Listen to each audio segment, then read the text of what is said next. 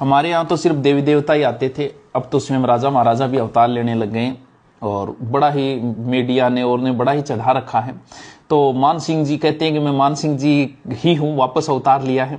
तो भाई आपसे कुछ निवेदन है, इतिहास की कुछ गुत्थियां हैं तो वो थोड़ी सुलझा देंगे तो हमारे पढ़ाने में आसानी हो जाएगी। आप कह रहे हो कि मान सिंह के मेरे तो 2 ही पत्नियां थी, तो भाई मान सिंह, जहांगीर तो लिखता है कि मान सिंह की 1500 पत्नियां थी।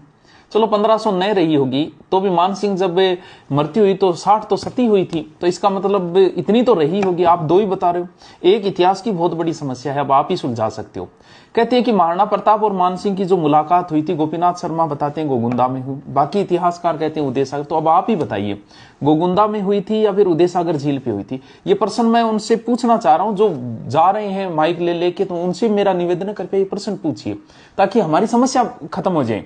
इसके अलावा कुछ इतिहासकार कहते हैं कि मुलाकात करने महाराणा प्रताप के पुत्र कुंवर अमर सिंह आए थे, कुछ कहते हैं महाराणा प्रताप आए थे। तो मान सिंह जी अब आप ही बताइए फिर कौन आए थे? और बंगाल अभियान में केदार से जब शिला माता की मूर्ति छिनी थी, आप तो कह रहे थे कि बंगाल से लाया था, ठीक है, तो आप ये बताइए वो केदार ने जब अपनी पुत्री का भी विवाह किया था मान सिंह से, तो उस पुत्री का नाम क्या था? कृपया ये भी बताने का कष्ट करें। और जब लाहौर में आप रहे थे तो वहां आपका आमेर का जो झंडा है वो पंचरंगी झंडा है, तो वो 5 शासकों से आपने झंडे छीने थे अलग अलग कलर, तो उन 500 शासकों के आप नाम बताइए ताकि हमारे थोड़ा डाटा और भी इकट्ठे हो जाए। और जगन्नाथ मंदिर की आपने प्राण प्रतिष्ठा की थी, तो उस समय पंडित जी कौन थे, उनके भी नाम बताइए हमें। और आप कह रहे हो कि हमने खजाना, तो मान सिंह ने कौन सा खजाना दाबा था भाई? मान सिंह के समय खजाने की तो कोई बात ही नहीं थी।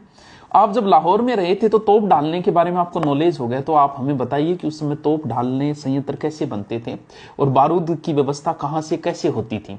हल्दी घाटी के बाद आपकी मनसबदारी छीन ली थी, तो वो वापस कब मिली? और एक प्रश्न जो सबसे बड़ा जरूरी है और भारतीय जनता के लिए सबसे ज्यादा जरूरी है कि ताजमहल पहले हिंदू मंदिर था, तो अब मान सिंह जी आप ही सुलझा दो, आपके आधार पर ये आगे का डिसीजन होगा कि ताजमहल हिंदू मंदिर था या नहीं, क्यों ताजमहल बाद में बना।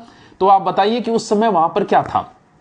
तो भाई पढ़ने दो बच्चे को और 2-4 जीके की बातें पढ़ के कुछ बातें तो आपसे निवेदन है कि इन प्रश्नों के जवाब दे, आप बहुत बड़ी समस्या का हल कर दोगे अब तो फिर क्या